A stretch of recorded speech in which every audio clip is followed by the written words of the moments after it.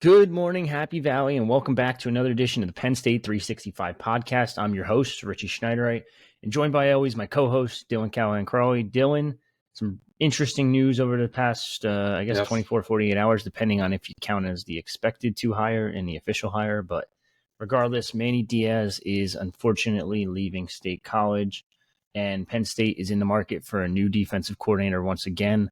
Just give me your initial thoughts on that. I know this is a hire that a lot of people, or a decision by Manny Diaz, a lot of people were questioning, but I'm going to give myself a little bit of a pat on the back. This is kind of one that we kind of early on targeted as a potential destination for Manny Diaz. I think I posted on Twitter as soon as Elko left for Texas A&M that I wonder if this was a job that would interest him. And the more I thought about it, the more I thought it made sense. And, over the last few weeks, it's developed more and more that he was a candidate, and then he was one of the top 3 candidates, also alongside Jim Knowles of Ohio State. And I think Summerall down at Troy was the other name that was involved. And then it became clearer and clearer that Manny Diaz was going to be the top target for the Blue Devils, and I think it makes sense. I mean, Elko has set a nice foundation there from this past year. There's a good defensive foundation, especially there. If you can go somewhere where, at least one on the side of the ball can be pretty good, that makes your job a lot easier. He doesn't have to deal with Miami boosters there. Now, you could argue the football program doesn't have many boosters at Duke to begin with, but I think he's going somewhere where they're going to have patience. They're going to be okay that there's, going to be some down years. But he's also somebody I think that can get that program to being an 7-8 win team consistently, like Elko had the Blue Devils on the path to becoming over the next 3 years. I think maybe I would say coming into the season that's not a job that I would have pinpointed as one that would have taken Manny Diaz away from the Nittany Lions. I thought it was going to have to be a pretty damn good job, but Mike Elko did a really good job there this season, and there's some positive momentum around that program. Perhaps Duke is, going into a new era of football in which they're willing to put more towards football and not obviously going to still put everything towards basketball, but give football a little bit more of a fighting chance to compete year in and year out. So we'll see how ultimately Manny does, but yeah, I think it makes sense for a few reasons. And I think the other one is, and it's a small reason, but he's a guy from the South. He's coached in North Carolina. North Carolina may not be Florida, but I do know North Carolina is sure as hell is a lot, maybe not a lot, but is warmer than State College in the middle of December and January. So I think that always helps too. Yeah, no, definitely getting a little more south, and then he could probably parlay this into a different higher ranked job too if he does well there. Get another job in 2-3 years. Yeah, it's almost like a stepping stone job for the most part. But they, like you said, they're on the rise. Yeah. They opened up the season with a solid win against Clemson. So I mean, that was a big one. They defeated Northwestern by 24. Like he's got some talent there, and Elko's a great defensive mind. So he's going to walk into a pretty talented defense in that not so good ACC conference too. So on top of that, and I guess the biggest question right now is we'll get into who potentially replace him. It's more so, is Manny Diaz going to take anyone with him? Because there's several guys on this offensive coaching staff that he might have connections to now because he's been with them for 2 years and might say, hey, you want to be my offensive coordinator? The 2 guys I probably pinpoint for that are Penn State's 2 current co-offense coordinators, Ty Howell and Jaywan Sider. Sider, has been vocal about that he's content being in Happy Valley, and that this is where he spends the rest of his career. He's very happy in doing so. And I think there is some legitimacy to that. I don't think he's just, saying it to get, brownie points with the boosters, to fans, whatever it may be. But if he wants to be a head coach, it doesn't seem like he's going to get that offensive coordinator spot at Penn State anytime soon. maybe after Andy Koltonicki is done during his tenure, but if he wants to get to that next step sooner, then it would make sense for him to, take an OC job elsewhere. And Duke, would be a solid option for that. We thought that Syracuse could be an option for that. It turns out that, Fran Brown is targeting Jeff Nixon, the running backs coach for the New York Giants. But yeah, if Sider does want to take that next step, it wouldn't be surprising to see him even maybe, go to Manny and say, "Hey, I'm interested in this opportunity potentially." And I don't know if he's going to do that, but that's the interesting part of where Sider is in his coaching career. Is I do believe there is truth to he would be very content being at Penn State the rest of his career, but does he actually want to take that next step? And if he does, at some point, sooner than later, you have to take that opportunity. I mean, I think he's 46 years old already, which not terribly old, but there's a lot of offense coordinators that are way younger than him. I mean, we just saw Texas A&M hire Callaghan-Croley, somebody that Penn State was interested in as their offense coordinator.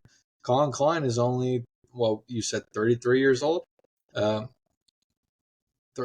years old. I mean, I think he just turned 34. There's plenty of guys who are young. Andy Koltonicki, I believe, is younger than Sider as well. But yeah, so that'd be interesting. Ty Howell would be, I guess, a little bit under the radar in that aspect. I still would be surprised this early on, but perhaps he does get a chance as well. Yeah, I think Ty Howell would be the for my opinion at least. I think Ty Howell makes more sense for the sole fact he's a Raleigh, North Carolina native. He's coached at NC State, and on top of it, Andy Koltonicki's coming into. Don't get me wrong, he's coached every position in college football, every offensive position group in college football. But technically, he's coming in from Kansas, where he was the OC/tight ends coach. So you could kind of do that and then kind of push Danny O'Brien up to a full-time staff member and let him go recruit quarterbacks. We've spoken at length about Danny O'Brien's impact on the Nittany Lions on their recruiting trail already. Big reason they've picked up some of the commitments they have. And yeah, he's technically, I think right now, still a graduate assistant. Or is he an offense analyst? I'm not sure, actually. That's a good question. I think I think he might be up to analyst now. But if you can elevate him to quarterbacks coach, that according to the staff directory, it still says grad assistant. But grad assistants can't stay around forever. Wow. So if you can elevate him to a quarterbacks coach, that eliminates the need of figuring out what do we do with Danny O'Brien once he can't be a GA anymore. And I think they would love to keep him around. And I've said it before, I think he's on the fast track to being an offense coordinator sooner than later.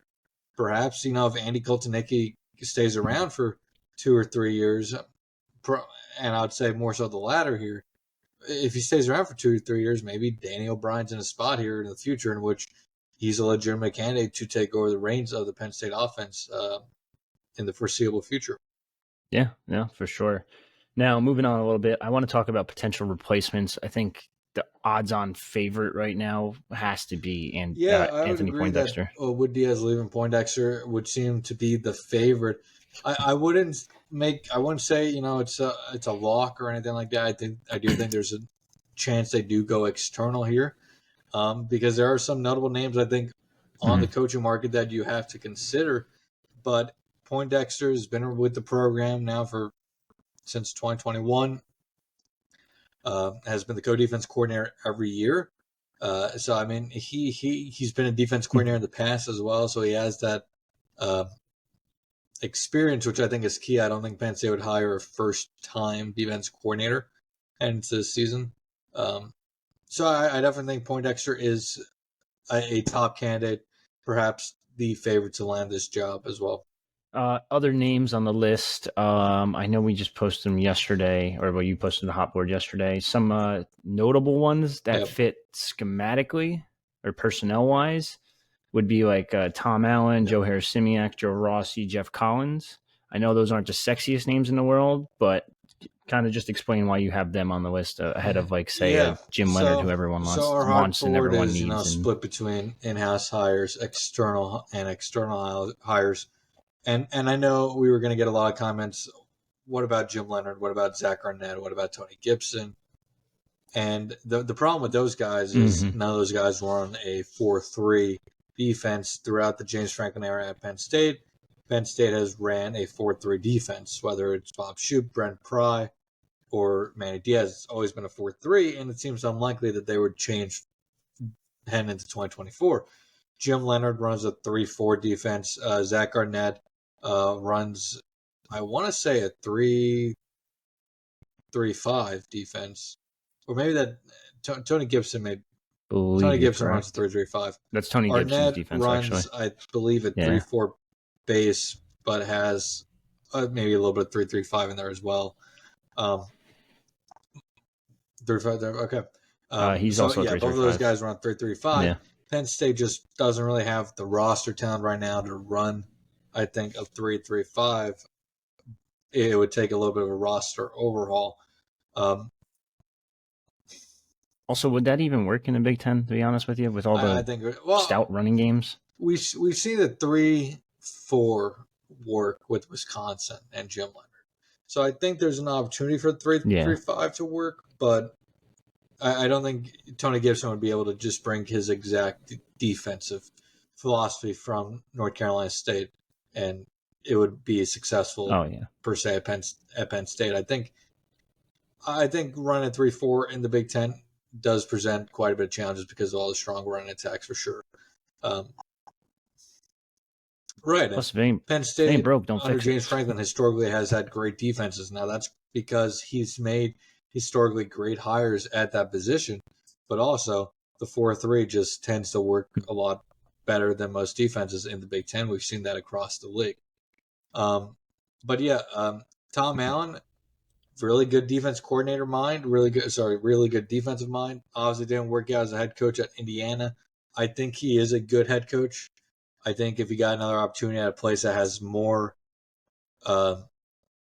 resources, he would have a chance to be a pretty good head coach.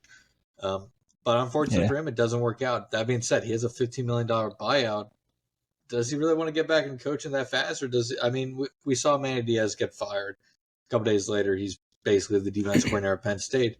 Does Tom Allen want to, he's 53. Does he want to, take a semi-retirement for a few years, or does he want to jump right back on the horse? I'm going to butcher this last name. What's his last name at Rutgers? Harris-Simiak. But real quick before you go any further, Tom Allen, like in 2018, had the 40th ranked defense, 2019 the 45th ranked defense, 2020 the 20th ranked defense, and that's with a shitty Indiana He's had team. pretty good defenses at Indiana. He had some solid defenses as a defense coordinator as well. I think it would be a really good hire if they made that one.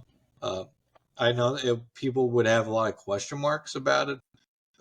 Probably be a little annoyed that they just hired a failed head coach, but it just worked out with Manny Diaz. And I think James Franklin has shown, maybe not has shown, but I think James likes the idea of having former head coaches on the staff, very similar to Alabama, very similar to Georgia, where he can let the offense coordinator or defense coordinator kind of just take control of their unit, and he doesn't have to worry about it. Now, Andy Kotelnicki hasn't been a head coach, but he's been an offense coordinator for the last 10 years, and you'd think he'd probably be able to handle that. But I think perhaps going somebody with head coaching experience now on the defensive side of the ball just takes one less thing off James Franklin. Just takes one more thing off James Franklin's plate, which could be something to watch here. Maybe that's something that separates a Tom Allen over a Poindexter, perhaps, or a Joe Harris-Simiak over a Poindexter. Yeah, because that's next up on our list was Joe Harris-Simiak at Rutgers, somebody that you're very familiar with defensively. But another former head coach, coached at Maine, which at 30, he's just 37 now. He coached at Maine 2016 through 2018. if doing the math off the top of my head, he was a 32, very young head 31. coach at the FCS level, did a good job at Maine, and then left to become the defense coordinator and safeties coach at Minnesota. Now he's at Rutgers. But talking to nobody of note, but talking to a couple friends who are in the industry and stuff, such, both football and just our industry. They all said that if they were making a hire, that Harris Simiak would be the guy that they would hire, just based off his track record. He's young, bright defensive mind, has coached in the Big Ten, has had success this year against he did a good job against Penn State, but that Rutgers defense did well against Michigan. They did well against Ohio State. Harris Simiak isn't going to be at Rutgers for long, it feels like at this point. I think Rutgers is going to make all the opportunities they can to keep him. But I do feel at some point they would probably get outbid for Harris Simiak. But he's probably, he's going to be in line for a upgraded job here soon, I think, whether that's this offseason or next offseason. And I think he's probably well positioned to become a head coach in the next, 4 or 5 years at the FBS level as well if he keeps this up. Yeah, so I can talk a little more about him. He's making $1 million this year. He got an extension last year. He had one of the top 20 ranked defense. He's known as one of the best in-game adjustments guy in terms of defensive coordinators. That's his big pitch, is like, even if I'm getting struggling in the first half, that second half it's going to be a completely different defense. We're going to switch everything up. He's very detail oriented. And he was just the runner up for the James Madison job. Yep. 3 days ago. It was either him or Bob Chesney. They went Bob Chesney because they wanted an offensive mind. Yeah. But he was the runner up. So, I mean, it's definitely something to keep an eye on because, like you said, he's probably not going to be at Rutgers for long. And if I had to guess, Penn State can easily outbid Rutgers in terms of money-wise. Making $1.6 million, going to make $2 million by the end of that contract as the offense coordinator. And Audrey Snyder of The Athletic, talked about yesterday in her one article about what Manny Diaz was making. And I don't know. I'm always unsure with The Athletic articles what to say, what not to say. But you could just say whatever. Without, I guess, giving too much of her stuff away. But Manny Diaz was making a ton of money combined between Penn State and Miami. $3+ million combined. Now, Penn State wasn't paying him $3 million on their own, but I'd assume that he was probably getting, somewhere between $1.5 million from Penn State and the rest from Miami. But Penn State money shouldn't be a factor in this hire once again. Now, if they go guy with Poindexter, he's probably going to get paid nicely, but he'll probably be cheaper than hiring a Harris Simiak, which you said, making over $1 million this year. I don't know if he has any sort of buyout from that contract with Rutgers, but got it in front of me, actually. Even if it does, I mean, Penn State paid a pretty penny for Koltonicki's buyout, according to reports. I've seen upwards of $700,000. So, I mean, I don't think money will be a factor if Penn State decides to go external. If he was to leave, it sounds like it's basically just paying out the $1 million he's owed next year as well as the current so you're paying salary. So maybe $2 million tops, and then the salary. Yeah, he does have he has a $250,000 retention bonus that will be activated in where is this 2024 retention bonus. So as long as he's at Rutgers in August 1st, 2024, he'll get 1.25 million. So technically, with bonuses and all that stuff, so I guess you could technically figure all that out. He'll be making 1.2 million this time next month, basically. So if Penn State wants to grab a guy like that, they're going to have to go.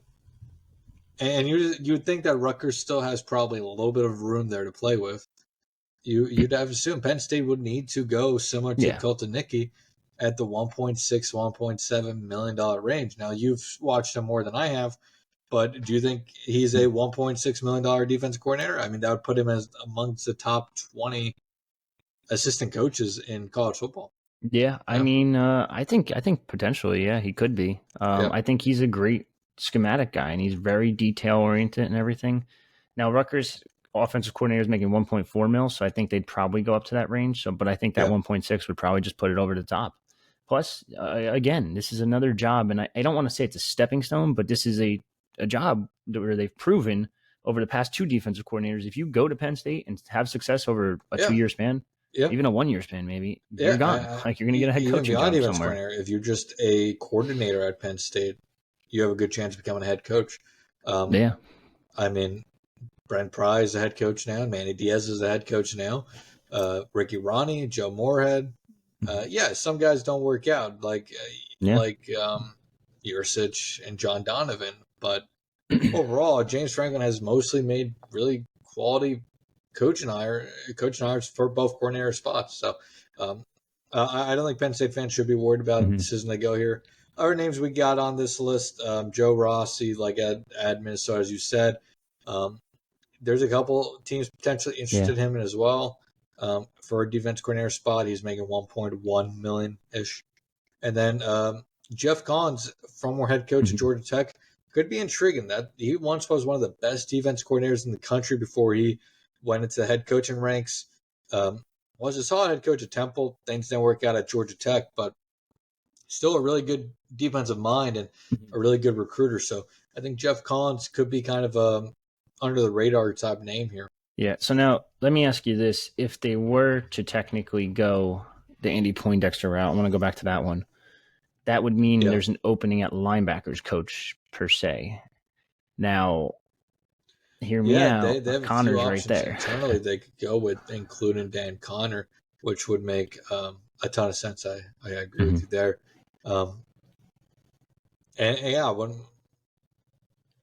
I saw someone saying LeVar too, but maybe one day. I don't think so right now, but Dan Connor would make a lot of sense if they think he's ready to make that next step, and it would be kind of similar to, just kind of around the offense side of the ball, like we just talked about. Depending on what happens with Duke's eventual OC search, does it go a Penn State route? Penn State could see, Colton Nicky take over the tight ends, Danny O'Brien get elevated to quarterbacks coach. Perhaps we see similar on the defense side of the ball, like you said, with the linebackers coach, if Poindexter does get that job. Harris Simiak, does he coach any positions at Rutgers? He's a defensive backs coach, so it would be. Well, he doesn't technically. He has just a title of defense coordinator, but he also coaches DBs. So I think he was co-DC / safeties for Minnesota as well prior to that. And I'll say with Poindexter, if he doesn't get a job, it's interesting because I think he's somebody who can easily get a defense coordinator job elsewhere. I mean, if he doesn't get the Penn State DC job, I would not be shocked if Manny Diaz offers him the DC job at Duke. Because I think Poindexter is very close to getting a head coaching job. I was surprised he didn't get the Virginia job last time, but if Tony Elliott doesn't work out at Virginia over the next year or so, that job's going to open right back up. And I'm not sure if you're Virginia, if you can pass on Poindexter again. So that'll be something to watch. If he thinks getting that defense coordinator's experience is something that will push him over the top for them. Yeah. Kind of going back to the Harris Simiak thing, which would be an interesting scenario. So hypothetically, if Poindexter would just say was to leave and go to Duke with Manny Diaz, Rutgers linebackers coach Corey Heatherman is the former DC at James Madison, who actually they're trying to hire back currently as their DC again. He could technically bring Harris Simiak could technically bring his buddy he grew up with in Corey Heatherman, and then you have a new linebackers coach, a new DC, and they're both familiar with each other, and that always helps. Yeah, obviously, it'll be very interesting to see. But I mean, James Franklin has replaced both coordinators before in one offseason. Did so far in the 2015 season. They came back the next year, won the Big Ten championship. So I mean, this has been done for James. It's been a while, but it'll be intriguing to see which way they do go here. We have other names on that hot board. Most of them we've mentioned. Non 4-3 defensive schemes that Penn State could target. Unfortunately for a lot of fans, those are the sexy names they want: the Jim Leonard, the Zach Arnett, the Tony Gibson. I will say, I don't think it happens. And maybe he doesn't want any big of a job than he has right now. But I am surprised, just in general, that Will Muskamp is still just a co-defense coordinator at Georgia. Because you look at historically, he's been a very good defense coordinator his whole career. Outside of his last 2 jobs at Texas and last 2 years as a DC at Texas and Auburn, every other year he finished as a top 20 scoring defense. But perhaps he just likes what he's doing at Georgia. A lot less stress. He's at a program that's winning every year. But that's somebody who he's ran a 4-3 in the past, but he runs a 4-3 multiple. But at Georgia, he's the co-DC of a defense that runs a 3-4. So who knows where he is schematically? I don't think it happens, but that was one of those names that I was intrigued by, so I threw it on the list anyway. Yeah, I'm a little curious to see what he does, because I know he's co-DC/safeties coach, and now that Fran Brown secondary coach is gone, maybe he gets a little bump in title, a little bump in pay, and you say, hey, you run the whole room now. But anyway, that's really all we got in the defensive coordinator talk. It could happen quickly if it's Poindexter. If it's not, it could take what do you think? James, I think, has been preparing for this. Obviously, we've known that Manny's been in conversation for Duke for a while, so I think James is very good at planning ahead, having all his bases covered. So I think he's well into his search here, and I guess formal interviews are probably now beginning. We'll see what happens. But if it's Poindexter, I think it could happen as soon as we're done this podcast. And if it's not Poindexter, I would say within a week, 2 weeks tops. Probably want this hire done absolutely by the early sign-up period. Yeah, you got to get that done. I think that's the 20th, if I recall correctly. This past Wednesday. Yeah, so definitely want to get that done, especially because you saw some guys on social media, like Tony Rojas tweeted some vague stuff saying this one hurts or something like reactions. That. I'm not sure it will create any. It's not going to cause anybody to transfer, but some I think hurt feelings, but most of them seem to understand that it's business. Yeah. No, I mean, there was other ones, like Denai Dennis Sutton, I think, quote tweeted it and said, like, hey, congrats, coach, you deserve it, blah, blah, blah, all that stuff. But and he's such a troll, though. I feel like he did that one on purpose. Because now he doesn't have to face him because I'm assuming he's not staying. But he quote tweeted that, and he quote tweeted John Bromson's announcement of opting out. Yeah, he's the ultimate troll. Kind of love it, kind of which hate it when it's against a team you cover. But we're a couple days since that Job Robinson, and we won't get too far into this right now. A couple days from that Job Robinson announcement, and I'm not sure there's going to be that many more opt-outs at this point. The closer we get to this game, I think the higher chance that some of these guys that we thought could opt out end up playing in that Peach Bowl. Maybe they won't play full games, I would assume. Yeah. But perhaps maybe there is a chance Olu Fashanu or Kalen King suit up again for the Nittany Lions here. Yeah, this is a bigger bowl than people think. I know it's not a college football playoff bowl, but like even College Football News today, like they ranked the bowls 1 through 46, I think it is. And they put the Peach Bowl number 3 just behind the 2 playoff games. Like this is a big game between Penn State and Ole Miss because it's going to be exciting to watch too. It's a high-powered offense versus a high-powered defense. Like I had a thought, but I've lost it since. But historically Penn State's just also not a program that's seen many opt-outs. When there's a New Year's Six bowl game, there's a little bit more juice behind it as well. Yeah. Moving on a little bit, actually, before we even talk transfer portal, there was a rumor recently, and I shouldn't say a rumor because it was definitely confirmed that an SEC program, aka Vanderbilt, was reaching out to Chuck Lucy, Penn State's strength and conditioning coach. That's just nipped in the butt from what I can tell, right? Is staying at Penn State, 100%. Yeah. Sure. Just figured we got to bring that up at least a little bit. But transfer portal talk, a couple new offers have been sent out. who was it? 2 Indiana guys. Jalen Lucas, running back / kick returner / punt returner / special team specialist, return specialist, I guess, overall. Yeah. And then wide receiver Donovan McCulley. I think he was a quarterback. He's only been playing wide receiver for a little over a year, I believe. 6'5", 200 plus pounds. Yeah. Really big athlete. Really intriguing athlete.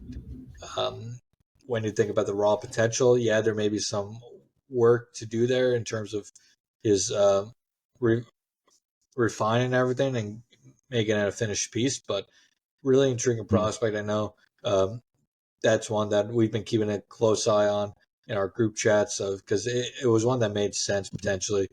A recruitment that Penn State could definitely win. Somebody that probably wouldn't get a ton of big name schools in the process just because of he did really good this year, but still a little bit raw as wide receiver, just playing in 12, 16 months. But yeah, I think that's one to really watch closely. And then Jalen Lucas, another one to really watch really close. I no intel on that one, but Penn State could really use that type of return specialist. We saw what Daquan Hardy could do. Yeah, Daquan Hardy's gone. He technically has gone, a year of eligibility, I believe, left, but I'd be a little surprised if he didn't go to the NFL. Never mind, I'm wrong. So, yeah, I think Lucas would be intriguing, especially if Daquan Hardy is gone. He could step into that punt return role, kick return role. It also means you could take a little less off of a Nick Singleton, and he doesn't have to return kicks all the time. Also, if a guy like Trey Potts doesn't return, he could be a solid third running back. I don't know if he'd be a third guy, but he could definitely be an option in that backfield because that backfield is going to be loaded next. Legitimately just loaded next season. You got obviously Katron and Nick. You got the 2 redshirt freshmen. You have 2 more true freshmen. You got 6 guys there. Will be very intriguing to see what happens with Trey Potts here, because writing on the wall says there's not many snaps to go around when you have 7 scholarship running backs. So that'll be interesting. Yeah, Lucas is interesting for the sole fact that the return specialist, like you said, he was 2022 Big Ten return specialist of the year, 2023 honorable mention, I think. He also had 50 catches over 2 seasons for 330 yards and 2 touchdowns. Like exactly, a little bit of a gadget guy type thing, like 5'9", 165, 170.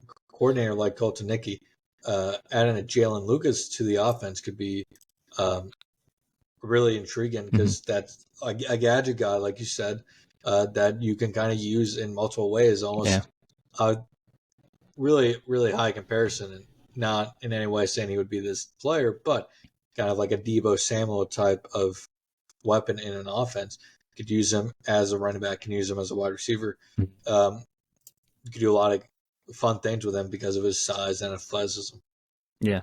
The last new offer, at least reported offer, because we're just going based off what guys are reporting. It's just like high school. I'm sure there's a couple offers out there that haven't been reported. We saw that last year. I'm sure it's happening again. Yeah. So Aeneas Pebbles, if I pronounced that correctly, Duke Pebbles. Transfer? I don't know what. Yeah, exactly. You choose how to say his name, but somebody he's definitely solid keep transfer. An eye on here. I think he may have taken a visit recently to maybe Texas A&M. I may be forgetting, but he was visiting one of them. I forget where it was. I apologize. Would Duke hiring Manny Diaz? No, you're good. You wonder if Blue Devils SMU. I knew it was Texas. Actually SMU. It was Texas school. That's a weird one. ACC school. Close. SMU. Yeah. In conference you're right. Transfer. Wow. Weird. But with Manny at Duke, you wonder if Duke's back in play there. So he'll be an interesting one to watch. Penn State, I'm sure. I know will be in the market for defensive tackles again this cycle. So just to put into context, It is Peebles, by the way. I think I spelled it Pebbles, but I'm looking now. It's Peebles. He's 59 right now in the transfer portal rankings for us. Donovan McCulley, who we just mentioned before, 17. And this is overall. This isn't like position ranked transfers. And Jalen Lucas isn't ranked yet, but should be ranked shortly. And then Penn State has 2 transfers actually visiting this weekend too. Offensive lineman Alan Heron out of South Carolina, Shorter, which is in Georgia. Shorter University. But D2 Shorter University. I'm not sure. I was thinking South Carolina. But yeah, he'll be on campus this weekend. It sounds like. Penn State's been in this one now for a couple of weeks, and an official visit got scheduled quite quickly after he officially received an offer. I think they have a legitimate chance here. Should be able to remember who else offered him off the top of my head, but I'm blanking. He was actually just at Texas Tech on the 3rd, which was this past weekend. So that's something to keep an eye on. Syracuse, Auburn, Miami, NC State, Clemson, UCF, Arkansas State, Boston College, Marshall, Kansas, Western Kentucky, Houston, Charlotte, East Carolina, Georgia State, and Maryland. And Virginia Tech. Yeah, so I mean he'll be on campus this weekend, which is notable. We'll see what they do. But I think they have a legitimate chance there, especially considering the competition. I do wonder if NIL will play a factor. How much of a factor NIL will play here? But I've heard some good things about him. There's other people who have watched his film and have said not so great things. But so it seems like a mixed bag. But with D2 guys, I think it's one of those things you're really not going to know what you're going to get until you get him on campus. Yeah. Yeah, he is massive, though, at 6'6", 315. You have to just assume this is probably a guy that's going to slide in at right tackle. He does have 2 years left, too. Yeah, so that's notable. I agree with that. Yeah, just because I guess it really is dependent on what Wallace does, because if he might have a redshirt year still. Oh, he actually does have a redshirt year, I believe. So technically, it's a guy like a JB Nelson type that you could bring in and be like, hey, sit for a year, and then the next 2 years are yours at right tackle. Whereas you still have Wallace, and then Drew Shelton, I would assume, is going to take over left tackle. That rotates their offensive lineman quite a bit more than most teams. So even if he doesn't redshirt, he would still see quite a bit of playing time as a backup. Yeah, very true. Now, the other guy visiting this weekend, UNC wide receiver, former number 44 overall in the country, now 74 overall in the transfer portal rankings. Yeah, this is Andre a Green really intriguing one. I think you may know a little bit more on this one than me right now. I haven't been able to do too much research on him just yet, but it kind of feels like one of those guys who has a lot of potential, has always had a ton of potential, but just hasn't put it together just yet. I mean, he's only been at North Carolina for 2 years. Yeah. Going to be a redshirt sophomore next year, I believe. But, through 2 seasons, just 5 receptions for 43 yards or so. Hasn't shown much on the field, but always been a name that you've heard about as terms of being a potential, star at the wide receiver position. Was quite a big win for North Carolina in that 2022 recruiting class. He was a top 50 player in the country. So, I mean, the potential is still very much there for Andre Green. Now, why is he transferring away from North Carolina? Is it a fit? Is it, issues between him and the coaching staff? What is it? We've heard a few things. And we'll see what ultimately plays out, but you'd also assume that Penn State's doing their homework on him, and in a room that needs to be revamped a little bit. I think Penn State's not going to. I think Penn State's going to try to take people that they think are not, players that are going to be first certain, guys for them, but guys that they think have high potential. And that's, I think, fits the mold with. Yeah. Now, basically, from what I know, is he's actually packed on some pounds, so he actually looks pretty good for a wide receiver build. He was 6'2", 175, 170-ish in high school. It's up to 6'2", 200. So he's packed on some good weight. The issue with him is, I was told, is that his offense, he's kind of a combination of, I guess, Malik McClain and Dante Cephas, to the point where he's not grasping the playbook as they expected. And Mac Brown's playbooks are pretty extensive from what I know, from what I've been told at least. But he hasn't been able to really grasp the playbook that much, hence why he's not playing that much. And on top of it, he's like a Malik McClain. That's where he's like Cephas. In terms of Malik McClain, he's more like, hey, high potential guy, top 5 position wide receiver out of high school. Just can't really Malik put it McClain, together. and that reminds me a lot of even Justin Shorter. Former. That's another one. I forget what we had him at Rivals, but former really high. He was up there. 4-star prospect across the industry. I know some people in the industry had him as a 5-star even. Just didn't pan out at Penn State. Goes to Florida. Slow start at Florida, but eventually ends up putting together a solid career and ends up getting drafted. Yeah. So but definitely a name to keep an eye on this weekend, Virginia native Andre Green. So we'll see if either of them end up committing. I wouldn't be shocked if one ends up doing it. Maybe potentially both. I just think it's a weird move right now to take an Andre Green. I feel like because you need to aim higher. Well, talking about aiming higher, for wide receiver that we do know Penn State is involved with in the transfer portal, and the other. Nice segue. There are other teams involved here, so it's not a slam dunk. This is Penn State, but the connections are there, the relationships are there, the history is there. Ohio State transfer Julian Fleming. Penn State is very much involved here. I think I would say, based off what I know, high mutual interest between the two programs, between the two parties. And they're going to push to get him on campus for an official visit, I think. I'm not sure he really needs an official visit. He was at Penn State for so much of his recruitment that I'm not sure much has changed since he last saw Penn State. But they're going to push to get him on an official visit at some point. And I think they have a good shot here. There's other, big schools involved here, but I think Fleming coming back to Pennsylvania to finish out his career. I think he has 1 year of eligibility left. That could be a nice fit. And then, if you have a Julian Fleming to go along with an Andre Green, that's a solid start to a transfer portal wide receiver class. And I think there's a chance that we see more departures out of that room, whether that's before or after the bowl game. And Penn State could add even more to that room, potentially this offseason as well. But Andre Green as a sole guy would be a little bit lackluster, I would say. But you add Andre Green with a Julian Fleming, that becomes interesting.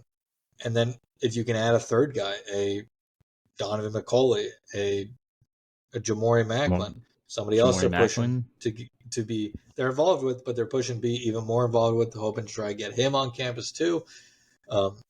You add that, you add even a Jalen Lucas, a gadget player like that. That's a really solid transfer portal class of just wide receivers, not counting what they're going to do at offensive line, on the defensive line. And I wouldn't be another guy that I think they're going to push quite a bit for, 2 other guys. Jay Sean Barham from Maryland, linebacker transfer.